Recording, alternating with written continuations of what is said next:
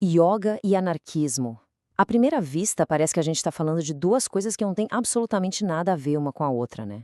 Mas e se a gente te dissesse que uma prática milenar de autoconhecimento pode ter tudo a ver com uma filosofia de revolução social? É exatamente essa conexão surpreendente que a gente vai desvendar hoje. Bom, vamos pensar um pouco.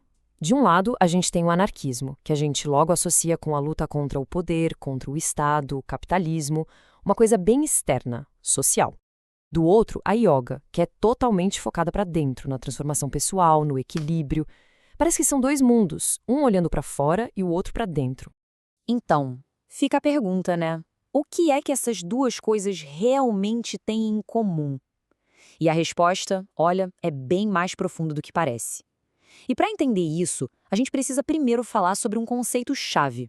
Essa tal ponte entre yoga e anarquismo, ela começa quando a gente entende um problema que, no fundo, as duas filosofias tentam resolver. Um problema chamado mentalidade estatista. E calma, quando falamos de estatista aqui, não é só sobre governo ou instituições, viu? A ideia é que isso é um estado de espírito que a gente carrega dentro da gente. É uma forma de pensar e sentir que foi condicionada por um monte de padrões que a gente absorve da sociedade. Hierarquia, medo, reatividade. É como se a lógica do estado vivesse dentro da nossa cabeça. E como é que essa mentalidade funciona na prática? Bom, ela é movida pelo que a fonte aqui chama de memória do momento. Sabe o piloto automático? É isso. A gente age com base em hábitos, em medos antigos, sem nem pensar. Ela também nos prende em identidades muito rígidas, sabe? Colocando a gente e os outros em caixinhas. E o combustível para tudo isso? Medo e a sensação de que estamos todos separados uns dos outros. E é exatamente aí que a yoga entra na história. Mas, talvez, de um jeito que muita gente não espera. Ela aparece aqui não como um esporte, mas como uma verdadeira ferramenta de ativismo interno. Porque, por essa ótica, a yoga vai muito além de ser só um exercício físico. Ela se torna um trabalho interno, quase um ativismo espiritual que tem um foco muito claro. Investigar e transformar justamente essa mentalidade reativa e hierárquica que a gente acabou de ver. Beleza, agora chegamos no ponto central. Vamos ver, passo a passo, como a prática da yoga pode, de fato, desmontar essa mentalidade estatista e ajudar a construir um jeito de ser mais livre, mais anarquista. A primeira conexão é sobre se desprender da reatividade. Lembra que a gente falou que a mentalidade estatista vive no piloto automático? Pois é. A yoga oferece um caminho para a gente observar e quebrar esse ciclo de reações que já vêm prontas.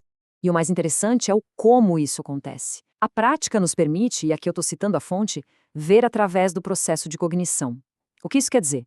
Que em vez de reagir na hora a um impulso, a gente aprende a parar e observar o pensamento surgindo.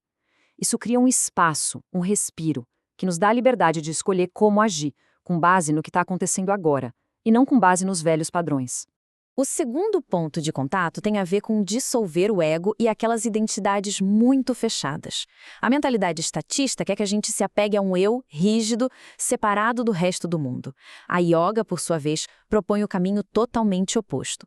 E essa ideia é muito poderosa, pensem só. A prática busca nos libertar desse eu que só olha para o próprio umbigo, promovendo o que a fonte chama de uma intimidade com todas as coisas. A percepção muda completamente. A gente começa a entender que ser um indivíduo de verdade não é se separar, mas sim reconhecer que a comunidade, a humanidade inteira, já existe dentro de cada um. A terceira conexão vai para o lado emocional e ético da coisa, o cultivo de um coração desperto. É basicamente uma mudança radical. Sair de uma consciência que funciona na base do medo para uma que funciona na base do amor e da compaixão. E o resultado prático disso é incrível. Se o estado se alimenta do medo, da separação, a yoga busca cultivar o contrário. E aí, quando aquela sensação de existe um eu aqui, um outro lá começa a desaparecer, princípios anarquistas como a ajuda mútua deixam de ser só uma ideia bonita e se tornam algo óbvio, uma resposta natural. E por último, a quarta conexão, a gente passa a enxergar a yoga não como um objetivo final, mas como uma prática de liberdade. É um exercício constante, sabe? Uma forma ativa de cultivar uma mentalidade livre no nosso dia a dia. E aqui a gente amarra tudo. Esse trabalho interno não é um ato de se isolar do mundo, muito pelo contrário. Ele conecta as nossas lutas pessoais, nossas ansiedades, nossos medos, às lutas de todas as outras pessoas e até do planeta. A transformação pessoal, então, se torna uma coisa só, com a transformação coletiva. Para a gente fechar, então, vamos resumir como essa visão toda se traduz na prática, no nosso cotidiano, em uma prática de liberdade. Em poucas palavras, a tese central é esta. A yoga, vista por esse ângulo, ajuda a desconstruir a autoridade que existe dentro da gente, a tirania dos nossos pensamentos automáticos, do nosso ego. E ao fazer isso, ela abre um espaço para a gente construir relações mais horizontais, de interdependência, que são a base de uma sociedade realmente livre. E toda essa análise nos deixa com uma pergunta no ar, para a gente refletir. Será que a verdadeira mudança social, a construção de um mundo com relações mais justas e livres, será que ela precisa, primeiro, começar dentro de cada um? Será que a transformação interna é o solo fértil de onde brota a libertação de todos? Fica aí a reflexão.